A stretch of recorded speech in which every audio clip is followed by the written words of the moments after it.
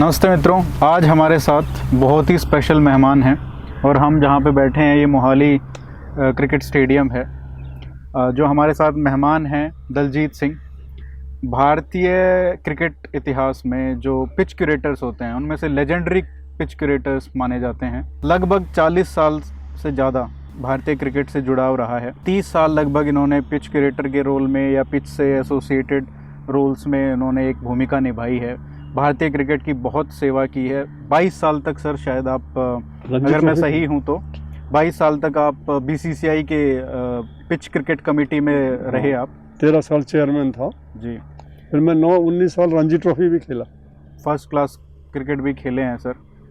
तो आज हम इनसे बात करेंगे। अब करोड़ों लोग देख रहे हैं वर्ल्ड कप, लेकिन जो पिच कैसे बनती है, किस तरीके से बिहेव करती है अलग अलग कंडीशंस में, ये सब बहुत लोगों को पता नहीं होता है सर। ये काफ़ी टेक्निकल चीज़ें हैं। साइंस काफ़ी इन्वॉल्व है। हालांकि जो मासेस जो देखती हैं, करोड़ों लोग जो देखते हैं, उनमें यही है कि बैट बॉल है, मारना है, टेक्निक्स है, बैटिंग की टेक्निक्स है, बॉलिंग की है, सीम, स्पिन वगैरह। लेकिन पिच का भी एक अलग साइंस है। तो ये बताइए कि पिच कैसे बनती है, एक अच्छी पिच की।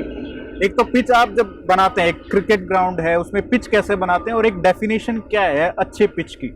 इसको इतना आसानी से तो कहना मुश्किल है, लेकिन जो क्रिकेट पिच है वो फॉर्मेट के हिसाब से होने चाहिए। आजकल 20-20 है, 50 ओवर है, 3 डे है, 4 डे है, 5 डे है। तो किस फॉर्मेट का गेम हो रहा है उस हिसाब से होना चाहिए। जो लिमिटेड ओवर वाला है वो ऐसा हो कि पहली इनिंग में जो बैटिंग करे वो वैसा ही हो, सेकेंड इनिंग में जो बैटिंग करे सेकेंड वैसा ही हो, और ज़्यादा बैटिंग ओरिएंटेड हो। बैटिंग ज़्यादा सीम ना करे, ज़्यादा स्पिन ना करे। वेरएज जो लॉन्गर वर्जन है, दिन की क्रिकेट है, उसमें फर्स्ट डे थोड़ा सीमर्स को हेल्प लंच के पहले, second third day batting, third day onward शाम को स्पिन शुरू हो जाना चाहिए। चौथे दिन स्पिन, 5वें दिन मैक्सिमम स्पिन लेना चाहिए। ऐसे पिच बनाने में बहुत एक्सपीरियंस, बहुत नॉलेज चाहिए। सर, आपने एक नया दौर शुरू किया है भारतीय क्रिकेट में। पिच क्यूरेशन ये जो होता है ये बहुत रिसेंट फेनोमेना है। आपने ये मैनुअल भी बनाया है, 2012 में ये आया है। तो उससे पहले कैसे बनती थी? मतलब जैसे आपने पहले 30 साल पहले और आज के पिच क्यूरेटर्स में क्या अंतर है? हम सलाम करते हैं उन ग्राउंड्समैन को जिन्होंने अपने टाइम में बिना अच्छे इक्विपमेंट के, बिना साइंटिफिक नॉलेज के, अपने हिसाब से बिना सॉइल टेस्टिंग के पिचेस बनानी और अच्छे अच्छे मैच कराए, इंडियन क्रिकेट को इतने दूर ले आए। उनका इंडियन क्रिकेट को बहुत एहसान मानना चाहिए। लेकिन उसके बाद क्या हुआ, जैसे कि हर एक चीज़ में साइंस आ गई है, वैसे ही पिच मेकिंग में भी साइंस आ गई। वी आर लकी कि हमने इस तरह सोचा। और 95 में जब पहली बार वर्ल्ड कप यहाँ हुआ, पहली बार हमारे यहाँ वर्ल्ड कप हुआ था पहली बार, तब हमारे पास इक्विपमेंट था, हाथ वाला था। अच्छा। हाथ से खींचते थे, हाथ से काटते थे, हाथ से सब। तो हमारे प्रेसिडेंट थे मिस्टर IS बिंद्रा, विजनरी, बहुत दूरदर्शक थे वो। उन्होंने कहा दलजीत हम वर्ल्ड क्लास अपना फैसिलिटीज़ देना चाहते हैं। तो वो गोल्फ खेलते थे, मैं भी गोल्फ खेलता था। तो गोल्फ में वो रोज़ इक्विपमेंट देखते थे कि कैसा यूज़ होता है। तो उन्होंने गोल्फ वालों को बुलाया, टोरो वालों को, और बात करवाई। तो हमने पहले बार इंडिया में क्रिकेट फील्ड में ये मैकेनाइज्ड इक्विपमेंट इंट्रोड्यूस किया। और यहाँ मोहाली को देख के आज हर एक एसोसिएशन में मैकेनाइज्ड इंपोर्टेड इक्विपमेंट है, thanks to BCCI and thanks to the BCCI, thanks to the PCA model. तो इक्विपमेंट का बड़ा रोल रहा। और उसमें बहुत सी बातें हैं, पहले किसी चीज़ की टेस्टिंग नहीं होती थी। अच्छा। हमने ला के किया। मैंने खासकर इस बात को सोचा, मैंने पढ़ा, मैं भी ऊपर से लेके नहीं आया नॉलेज, मेरे को भी पढ़ने से ही पता लगा कि सबसे इम्पोर्टेंट चीज़ जो है पिच में वो है soil, pitch soil. Pitch soil जो है उसको टेस्ट ज़रूर कराना चाहिए। अच्छा। हाँ, ऐसे करके देख लिया, ऐसे करके देख लिया, नहीं नहीं, लैब में प्रॉपरली लैब टेस्ट होना चाहिए। क्ले कंटेंट, सिल्ट और सैंड, उसकी स्वेलिंग श्रिंकेज कैपेसिटी और कितने उसके पैरामीटर्स होते हैं, वो सारे पैरामीटर आजकल टेस्ट हो जाते हैं। सर जैसे उससे क्या मतलब, जैसे अलग अलग सॉइल कंडीशंस होती हैं, जैसे नॉर्थ इंडिया में, हमारे पंजाब में, इधर हरियाणा में इधर अलग कंडीशन है। अगर आप वेस्ट में जाएंगे तो अलग है, ईस्ट में जाएंगे तो बिल्कुल अलग है, साउथ में थोड़ा अलग सॉइल। तो सॉइल के हिसाब से कैसे पिच बदलती है? लार्जली दो तरह की मिट्टी मानी जाती है, एक काली और एक रेड। जो सॉइल हो पिच की वो स्वेलिंग और श्रिंकिंग, पानी पड़े तो स्वेल करे, फूल जाए, और सूखे तो श्रिंक हो जाए, रोल करने से क्रैक आ जाते हैं। तो उसमें फ़र्क ये है कि रेड सॉइल की स्वेलिंग श्रिंकेज ब्लैक से कम होती है, लेकिन जो रेड सॉइल पिचें बनाना जानते हैं, बहुत अच्छी अच्छी पिचें बनाते हैं। उधर बॉम्बे साइड में, वेस्ट साइड में, महाराष्ट्र साइड में, गुजरात साइड में, उधर आमतौर पे सारा रेड सॉइल की पिचेस हैं, बहुत अच्छी एक्सेलेंट पिचेस। आजकल तो मॉडल कॉपी भी हो रहा है, मैंने भी करवाया है। अच्छा। जैसे लखनऊ में है, आधी काली हैं, आधी सफ़ेद हैं, आधी काली हैं, आधी लाल तो हैं। मिक्स भी नहीं, दोनों की मिट्टी मिक्स नहीं करते। अच्छा। एक पिच रेड सॉइल से बनाई, 2 फुट का गैप दे के, उसके बगल वाली ब्लैक सॉइल से बनाई। अच्छा। दोनों मिक्स नहीं करते, लेकिन अलग अलग बनाते हैं। ऐसे अहमदाबाद में हुआ है, ऐसे और जगहों पे भी लोगों ने, इंदौर में भी किया है। तो अब ये शुरू हो गया है पैटर्न। रेड सॉइल में बाद में जब विकेट सूख जाती तो विकेट और तरह स्पिन करती है। अच्छा। तो उसमें और तरह मदद मिलती है, ब्लैक सॉइल में और तरह मदद मिलती है। लेकिन दोनों सॉइल को बनाना आना चाहिए, और दोनों सॉइल का बड़ा अहम रोल है इंडिया में। तो कुछ किसी भी काफी टेक्निकलिटी है कि कितना मिक्सचर, कितना। हाँ, बिल्कुल है, बिल्कुल है, बिल्कुल। अच्छा। वही तो बात है, वही तो बात है। जैसे कोई पिच बनानी है तो उसमें सबसे पहले मिट्टी कहाँ से लाएं? मिट्टी लाओ, उसको टेस्ट करवाओ, उसका क्ले कंटेंट, उसका सिल्ट कंटेंट, उसका सैंड कंटेंट, उसका श्रिंकेज, उसका स्वेलिंग, और कितने पैरामीटर्स होते हैं उसके, वो सारा टेस्ट करना पड़ता है। टेस्ट करके तो रेंज होती है। जैसे क्ले कंटेंट जो है ब्लैक सॉइल की बता रहा हूँ, 50 से 70% होना चाहिए, 50 मिनिमम, 70 से ज़्यादा होगा तो ज़्यादा हार्ड हो जाता है। और वैसे ही सैंड जो है, कोर्स सैंड कम हो, मीडियम सैंड हो, फाइन सैंड ज़्यादा हो, सिल्ट लिमिटेड हो, सिल्ट ज़्यादा ना हो। इस तरह सॉइल टेस्ट करा के देख के तब सॉइल ख़रीदनी चाहिए। और वही सॉइल जो हम जिससे पिच बनाते हैं उसी से रिपेयर होना चाहिए, उसी से रेनोवेशन होनी चाहिए, नहीं कि दूसरी सॉइल ला के कर दिया ना, वो नहीं कर सकते। हाँ, वो कोहेसिव होना चाहिए, एक दूसरे में जेल हो जाना चाहिए, एक ही कैटेगरी की, उनकी एक ही प्रॉपर्टीज एक ही जैसी होनी चाहिए। तो वो कम से कम आपके पास, आपने पिच बनाई, अपने यहाँ जो बनाई थी पिच 92-93 में, तो 11 साल का स्टॉक हमारे पास था यहाँ रखा हुआ, रिपेयर्स के लिए, रीलेइंग के लिए। 11 साल तक का रखा, वहीं से लाए थे लुधियाना से हम लोग। अच्छा। हाँ, तो फिर बाद तो में उसमें वो क्या स्पेशलिटी थी? क्योंकि मेरे को याद है कि एक काफ़ी हाई स्कोरिंग पिच, मतलब उसमें ग्रास भी काफ़ी था उस टाइम पे।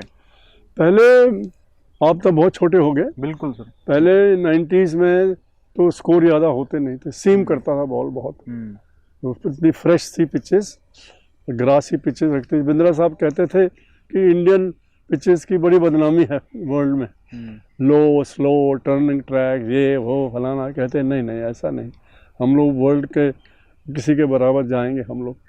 तो हमने भी वैसे ही पिच बनाना शुरू किया, ग्रास रख के।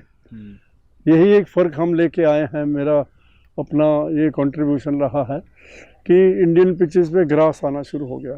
अब आप कहीं भी देख लो, जब मैच स्टार्ट होता है तो ग्रास ज़रूर होता है, कुछ ना कुछ ग्रास होता है। तो अब ये भी जैसे बहुत लोगों को नहीं पता होगा सर, क्या अंतर आ जाता है ग्रास होने में और बिल्कुल सपाट पिच होने में? जो ग्रास है, ग्रास का अगर आप ग्रास रखेंगे और चलेगा वो सीज़न भर, तो उसकी रूट गहरी होनी चाहिए। वो रूट गहरी होगी तभी रीजनरेट करेगा, अगर शैलो रूट होगी तो मर जाएगा, फ्लैट हो जाएगा। तो जो डीप रूटेड ग्रास है, वैरायटीज़ हैं बरमूडा वैरायटीज़ की, वेरियस वैरायटीज़, तो वो पिच को होल्ड करके रखता है।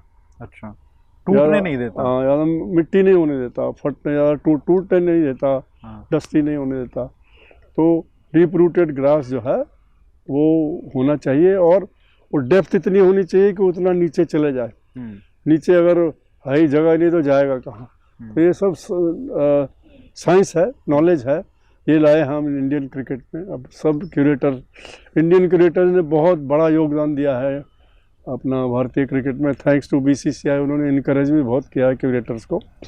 तो अब हर एक क्यूरेटर इस बात को समझता है कि क्ले का क्या महत्व है, ग्रास का क्या महत्व है, प्रॉपर पिच कंस्ट्रक्शन का क्या महत्व है।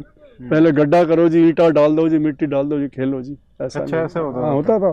टेस्ट पिचेज ऐसी बनी है, मैं नाम नहीं लेना चाहता, इस रॉन्ग ऑफ मी टू से, लेकिन बड़ा फकर से पेपर में आता था, brick based pitch, brick based pitch में टेस्ट मैच हो रहा, ऐसा भी था आज से 30-35 साल पहले। तो अब ऐसा नहीं है, अब तो प्रॉपर। ये चेंज कहीं ना कहीं IPL में, जैसे IPL शुरू हुआ उसके बाद पैसा आया BCCI के पास, तो एक इकोसिस्टम बना। क्या उसको कह सकते हैं कि उसको IPL को एक क्रेडिट मिल सकता है? नहीं, IPL को क्रेडिट है पैसा लाने का, और कोई अच्छा। क्रेडिट नहीं है। अच्छा। IPL से बहुत पहले ये शुरू हो गया था। अच्छा, बहुत पहले। मेरे ख्याल से 1997 में आपकी जो पहली कमेटी थी उसमें आप भी थे जब ये पिच कमेटी बनी हाँ थी। हाँ, ठीक है। तो पिचे कैसे पिचेस कैसे बनाया जाए, हमने लाया कि 3 लेयर पिच। ये नहीं कि एक गड्ढा करो, ईंटें डालो, ऊपर मिट्टी डाल दो। 3 लेयर पिच, 4 इंच की एक होता है कोर्स सैंड, ग्रेवल, बजरी वगैरह। दूसरा सैंडी लोम 4 इंच का, और ऊपर 8 इंच क्ले, 8 इंच की क्ले। तो ऐसे करके 3 लेयर पिचेस बनाना शुरू किया, साइंटिफिक तरीके से घास लगाना शुरू किया। और पहले क्या था, इतना बड़ा स्टेडियम और सेंटर में स्ट्रिप में 3 पिच या 4 पिच। अब नहीं, अब हम लोग ये इंसिस्ट करते हैं कि ज़्यादा पिचेस बनाई जाएं।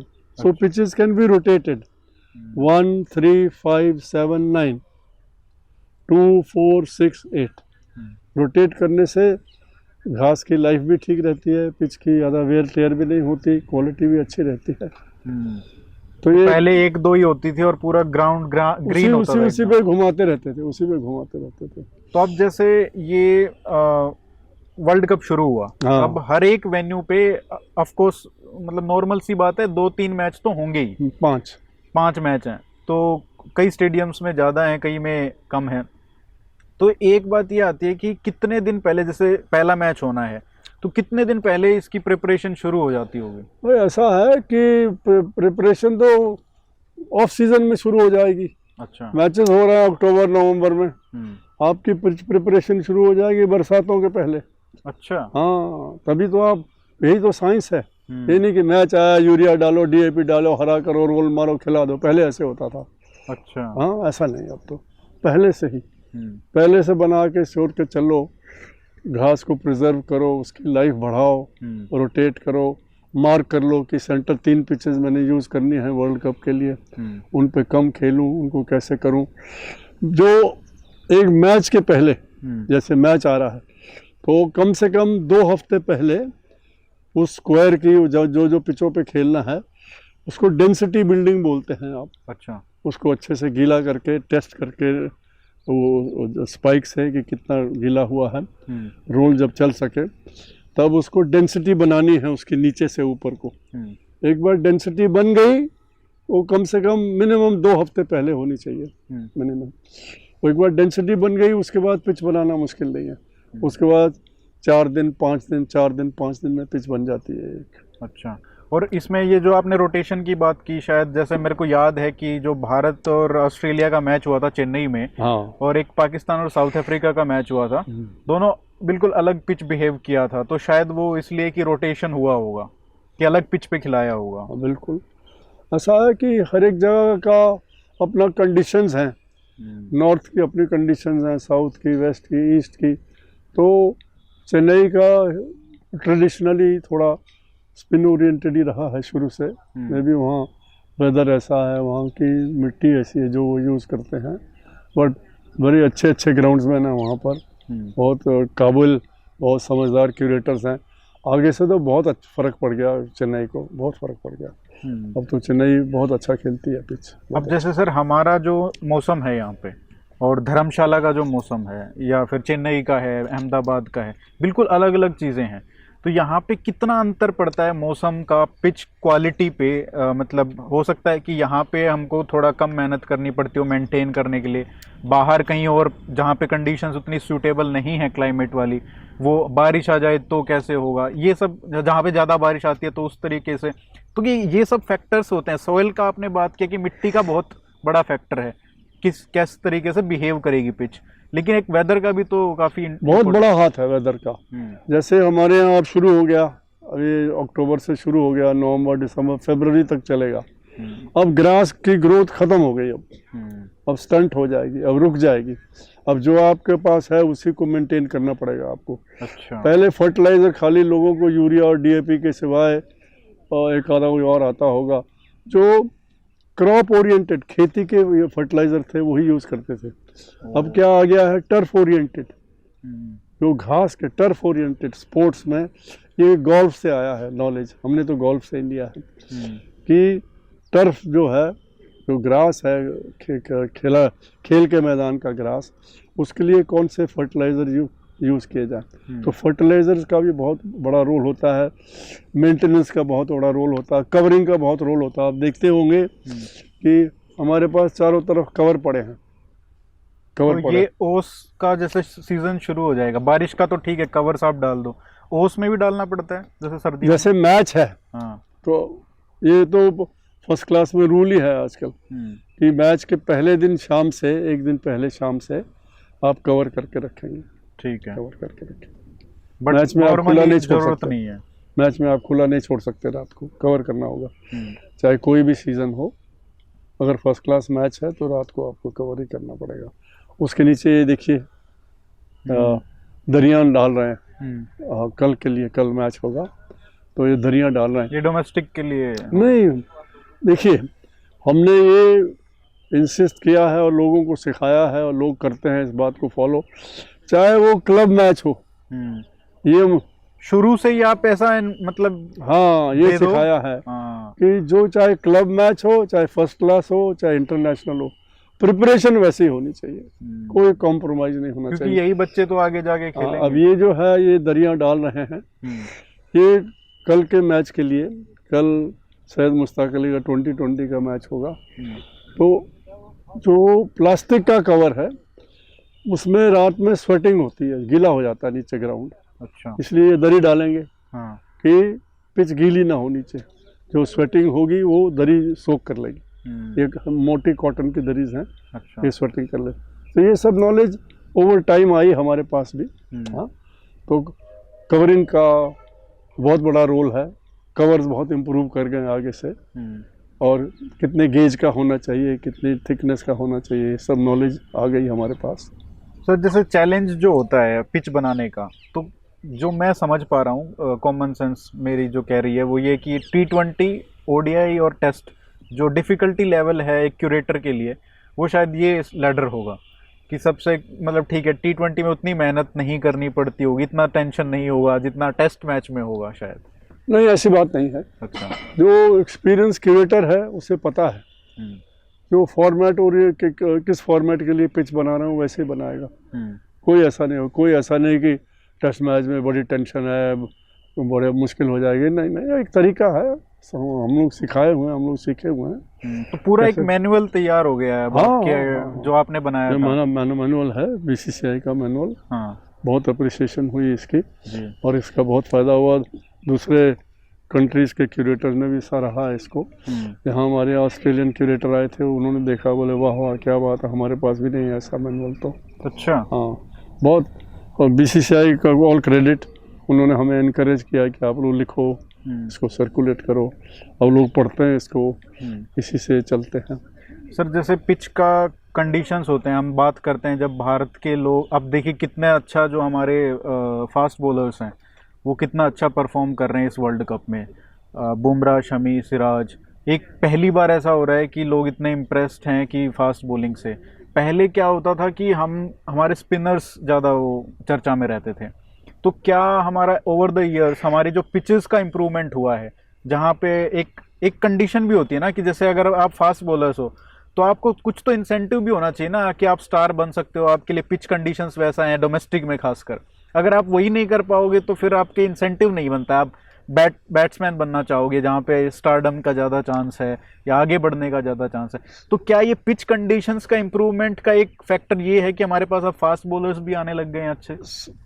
एक्चुअली इसका क्रेडिट जो है बहुत एक आदमी को नहीं एक चीज़ को नहीं जाता, कपिल देव को बहुत जाता है। जो इंडिया में जब फास्ट बॉलर नहीं थे, उसने आके फास्ट बॉलर को ऐसी बॉलिंग करनी शुरू करी कि छोटे जो यंग क्रिकेटर थे they wanted to Kapil Dev.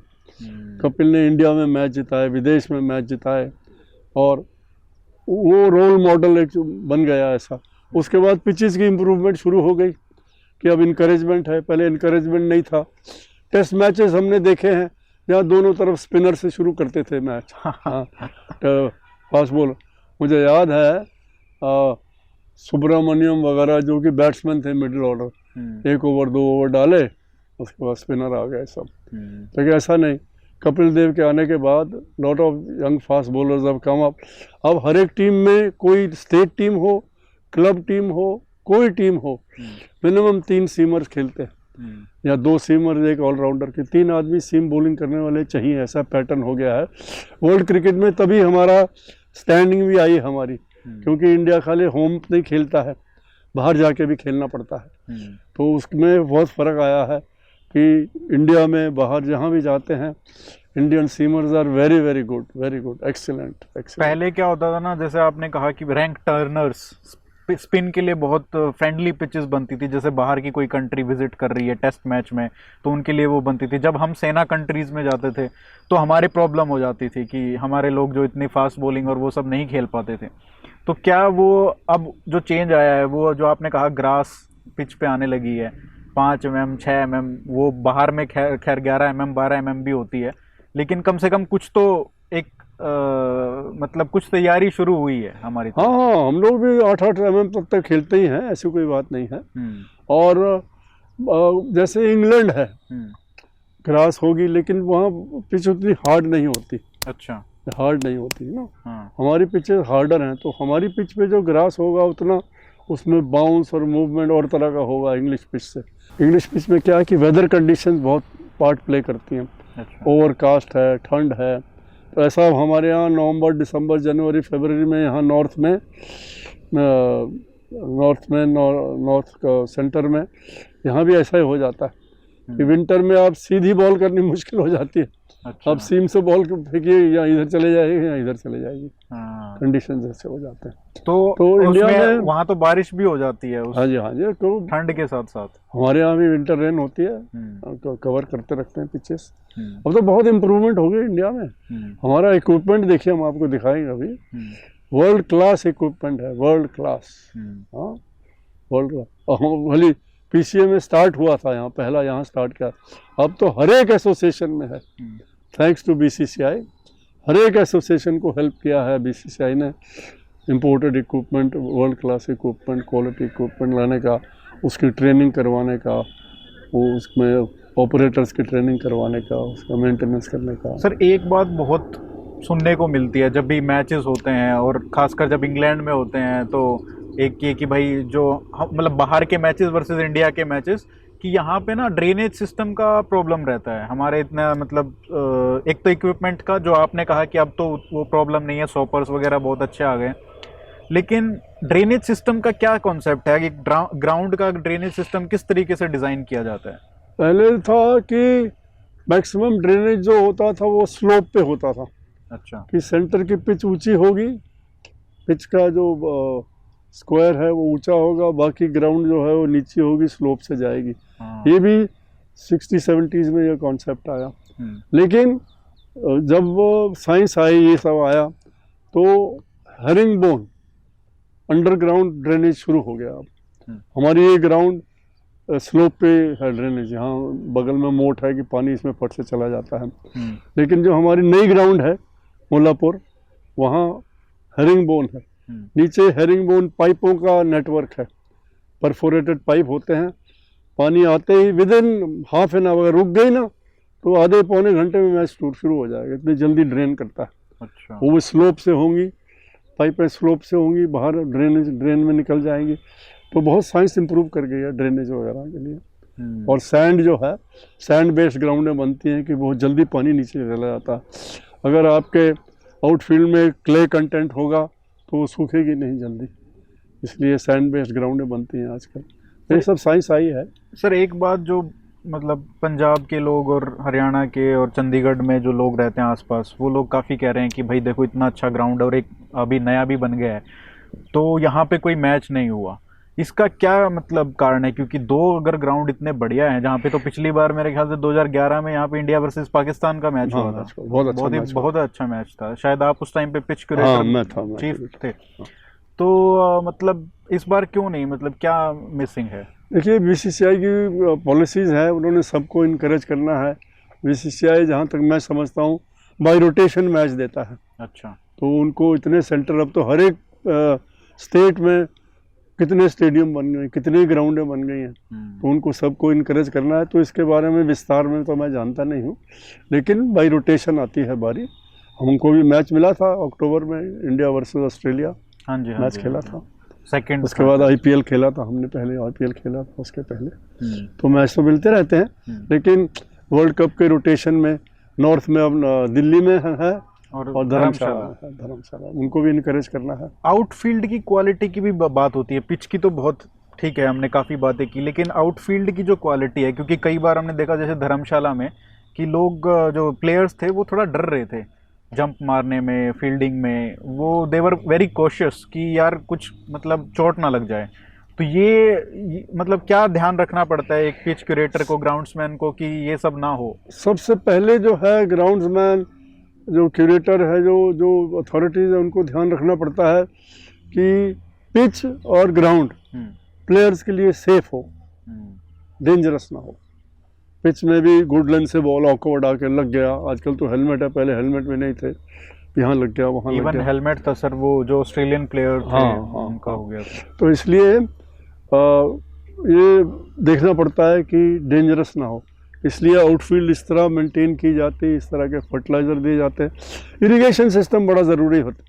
अच्छा। आगे पहले हाथ से होता था, हाँ। आजकल सब ऑटोमेटेड है, ऑटोमेटेड रोलर चलता है। हाँ, ऑटोमेटेड है, चलता है, रेन गन चलती हैं। और घास की क्वालिटी भी मतलब उस तरीके से बाइंडिंग अच्छी होनी चाहिए ताकि वो उखड़े ना। वीड्स नहीं, आप देख लीजिए पूरा ग्राउंड घूम के, वीड्स नहीं है। फर्टिलाइजर्स, पेस्टिसाइड्स की बहुत तरक्की हो गई, बहुत साइंस आ गई, बहुत नॉलेज आ गई लोगों को, और अवेलेबिलिटी बहुत हो गई। तो ऐसे इम्प्रूवमेंट हो गए आउटफील्ड में और पिचेस में कि डेंजरस ना हो प्लेयर्स के लिए, डाइव मारे चोट ना लगे। धर्मशाला में थोड़ी प्रॉब्लम हो गई, इतनी बारिश हुई, आपने पढ़ा, पूरा धर्मशाला अपना हिमाचल ही डूब गया। हाँ, तो इतनी वाटर लॉगिंग हुई कि फंगस जम गई वहाँ। तो उनको दिक्कतें हैं, मैं तो गया नहीं वैसे, पर सुनने में आया है, टीवी पे दिखता है, वो उखड़ भी जाता है थोड़ा। बट ये अच्छा पर्सपेक्टिव है जो आपने दिया कि भाई वहाँ पे बारिश ही इतनी हुई है कि like it's not natural, water logging बहुत हुई। तो 2011 में आप मेन पिच क्यूरेटर थे, चीफ क्यूरेटर थे, तो क्या आपको उस टाइम पे किसी ने बोला कि भाई देखो हमको मतलब हमारे सूटेबल पिचेस बन जाएं तो आप इस तरीके से कर लीजिए या इसको इस तरीके से बना दीजिए, ऐसा कुछ डिमांड होता है क्या?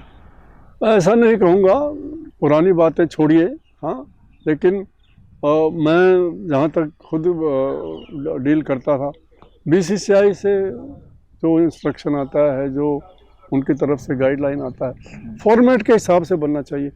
हम लोग ये भूल जाते हैं कि भाई स्पिनर ट्रैक बना दो। अरे इंटरनेशनल मैच रेफरी बैठा हुआ है फॉर्म लेके, he is going to grade your pitch.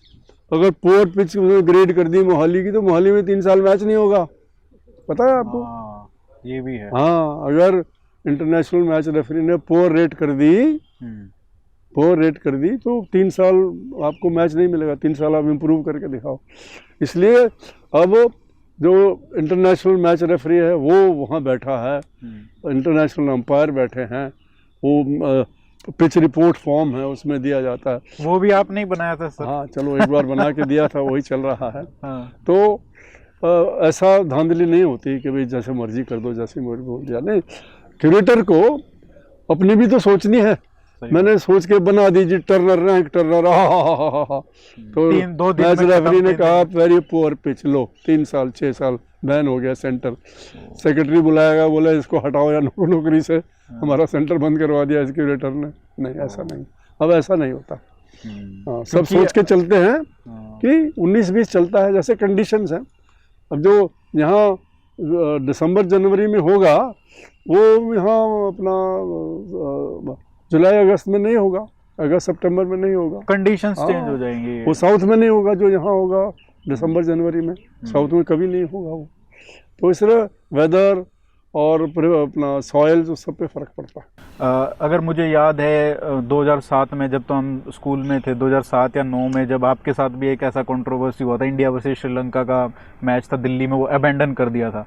तो उसके बाद कुछ पिच वो उसका क्या प्रोसेस होता है? आपको क्या मतलब रिपोर्ट आती है कि भाई देखो ये पिच अच्छी नहीं है, डेंजरस पिच है, तो क्या किस तरीके से मार्किंग होती है? मतलब टेक्निकली मैं समझना चाहता हूँ कि भाई कैसे हर एक पिच को कैसे रेट करते हैं? जैसे आपने कहा मैच रेफरी, तो क्या क्या फैक्टर्स देखते हैं उसमें? फॉर्म में ये सारे कॉलम्स होते हैं। अच्छा। वो साफ लिखा होता है उसमें, अब विस्तार में तो मैं नहीं जाता हूँ। वो साफ लिखा होता है पिच कंडीशंस के बारे में। अगर वन डे पिच टर्न करने लग जाए फर्स्ट ओवर से, पुअर पिच खत्म। और अगर टेस्ट मैच पिच 5वें दिन भी टर्न ना करे तो पुअर पिच। तो आपको फॉर्मेट को सोचकर, वही क्यूरेटर का रोल है। तो आपने जो पिच का बनाया था कि भाई पहले दिन इस तरीके से बिहेव करे, दूसरे दिन, वो एक स्टैंडर्ड फॉर्मेट अब माना जाता है फॉर अ गुड पिच। मेरे नहीं, वो इंटरनेशनल फॉर्म हमने भी वहीं से पिकअप किया था। सर ये बताइए कि जैसे अब एक इकोसिस्टम बन गया है। अब बहुत सारे, पहले क्या होता था कि पूरा इतना बड़ा देश है, 11 ही सेलेक्ट होने हैं, तो बाकी लोग क्या करेंगे जिनका सिलेक्शन नहीं होगा, लेकिन खेलते तो हैं और वो उस टाइम तक खेलते हैं, उसके बाद उनके पास कोई ऑप्शन नहीं बचता है। लेकिन आपका जैसे है पिच क्यूरेटर, एक अच्छी वो है, ग्राउंड्समैन है, कुछ ना कुछ एक जिसका क्रिकेट से प्रेम है, वो जुड़े रह सकते हैं इनसे। लेकिन अब पहले और अब में कितना इकोसिस्टम कितना बड़ा हो गया है कि नाउ इट कैन अकोमोडेट, और ऐसा हो सकता है कि यार भूखे ना मरे जो क्रिकेट खेलते हैं, वो मतलब अच्छा जीवन यापन कर सकते हैं। पहले एक ग्राउंड होती थी, सारे मैच उसमें होते थे। अब इतनी ग्राउंडें हो गई, अब एक शहर में 2 ग्राउंड है, इंटरनेशनल स्टेडियम यहाँ हो गए। ये 25,000 का स्टेडियम है, मुल्लापुर 50,000 का स्टेडियम है। अब अमृतसर में स्टेडियम है, अब लुधियाना में स्टेडियम है, अब जालंधर में स्टेडियम है, अब इंडिया में रोहतक तक में इतने अच्छे ग्राउंडें हैं हमारे पास। रोपड़ में, रोहतक नहीं, रोपड़ में इतनी अच्छी ग्राउंडें हैं। तो अब हर एक स्टेट में ग्राउंडों की कमी नहीं, क्योंकि क्रिकेट बहुत फैल गया है। पहले सीजन होता था क्रिकेट का, अब कोई सीजन नहीं होता। अब तो सर बट उससे सर फायदा भी काफी हुआ है ना कि हर क्लाइमेट कंडीशन, हर उसमें आप खेलना जान गए हो, और प्लेयरों को ज़्यादा टाइम लगाते हैं, स्किल्स इम्प्रूव करते हैं, करियर बनाते हैं, सारा साल खेलते हैं। ठीक बात है, बहुत फ़र्क पड़ गया है ना। वेरी ग्लैड कि बीसीसीआई ने जो पैसा लाया है, जो इनकरेज किया है प्लेयर्स को, जो गेम के साथ जुड़े हैं उनको, उससे बहुत फ़र्क पड़ा है और इसमें करियर दिखता है लोगों को। बड़ी अच्छी बात है। तो BCCI has to be praised. कैसे डिसाइड करते हैं मतलब कि नया, जैसे आपने बनाया भाई मोहाली में एक बढ़िया स्टेडियम ऑलरेडी है, तो मोहाली में ही दूसरा स्टेडियम बन गया। अब जैसे हरियाणा में मतलब ऐसा नहीं है कि इंटरनेशनल लेवल का स्टेडियम होगा, लेकिन देवीलाल वहाँ पे मतलब शायद अभी तक कोई इंटरनेशनल गेम होस्ट हुआ है क्या? देवीलाल में हुआ है। अच्छा, तो मतलब ऐसे कौन सा, क्या मतलब स्टेट एसोसिएशन का बहुत रोल होता है इसमें कि यार हमको एक और स्टेडियम बनाना है, इधर बनाना है, उधर बनाना है, तो वो कैसे होता है? क्या बिल्कुल स्टेट एसोसिएशन का होता है। अच्छा। पर आपको बीसीसीआई के पास जाना पड़ता है, तो आप अकेले नहीं बना सकते। 350-400 करोड़ रुपया लगता है एक स्टेडियम बनाने में आजकल, तो अकेला आदमी कहाँ से ले आएगा?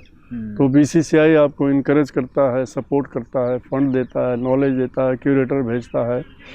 तो ये सब एक सिस्टम है, एक टीम वर्क का सिस्टम है। बहुत सी ग्राउंड आजकल कोई ऐसे नहीं है कि बना दो भाई, एक छोटी से छोटी ग्राउंड भी बनेगी, उसमें साइंटिफिक तरीका लगाया जाएगा। और ये तो कैडर बन गया है अब तो, आपने कहा कि जिस तरीके से हाँ। कि अब पोस्टिंग होती है पिच क्यूरेटर्स की, बिल्कुल बिल्कुल। तो अगर आप यहाँ से हो और आपने यहाँ पे काम किया तो हो सकता है कि आप दिल्ली पोस्टिंग हो जाए आपकी। जैसे हमारे अभी राकेश जी हैं यहाँ पर, राकेश कुमार, यहाँ हमारे क्वालिफाइड पिच क्यूरेटर हैं, अपॉइंटेड बाय PCA। वो दिल्ली गया हुआ वर्ल्ड कप के लिए, इज पोस्टेड एट दिल्ली। हमारे यहाँ सैयद मुश्ताक अली हो रही है, ये मिस्टर चंद्रशेखर हैदराबाद से आए, वो देखना है, उनकी पोस्टिंग है। तो इस तरह का सिस्टम हो गया। और जब हम काम करते थे तो ऑनररी होता था सब, नो मनी। अच्छा, नो मनी इन प्लेइंग, तब प्लेयर में कोई पैसा नहीं था, हमारे यहाँ तो नहीं था। मैं 4 स्टेट से खेला। कौन कौन सी सर? मैं नेवी में था, इंडियन नेवी में, तो सर्विसेज खेला, दिल्ली में नौकरी करता था, दिल्ली खेला। फिर पंजाब में बॉर्न हुआ था, ऑन बर्थ पंजाब से खेला, जिस साल चाइनीज एग्रेशन हुआ सर्विसेज में खेली।